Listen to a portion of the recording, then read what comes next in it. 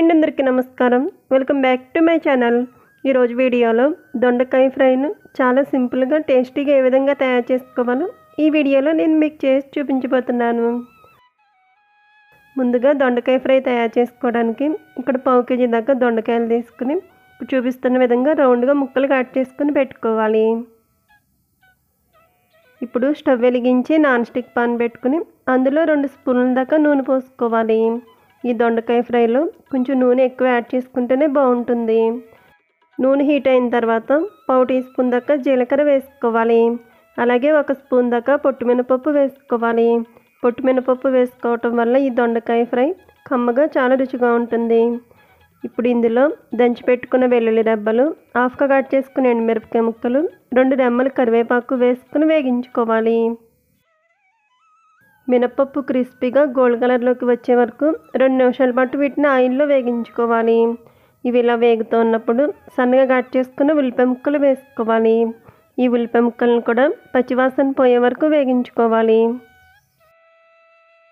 ఉల్లిపాయ ముక్కలు 2 నిమిషాలు ఆయిల్లో వేగి ఇలా కలర్ చేంజ్ అయిన తర్వాత ఇందులో 1/2 టీ స్పూన్ దాకా పసుపు వేసుకోవాలి.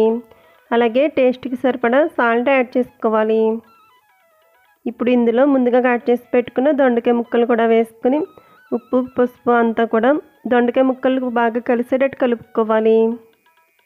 ఇలా కలుపుకుని మంటను మీడియం ఫ్లేమ్లో పెట్టుకుని 10 నిమిషాల పాటు మగ్గించుకోవాలి.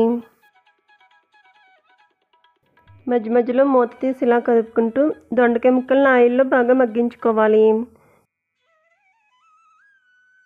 ఇప్పుడు చూపిస్తున్న విధంగా దొండకాయ ముక్కలు ఆయిల్లో మగ్గిన తర్వాత ఇందులో స్పైసీకి సరిపడా కారం వేసుకోవాలి.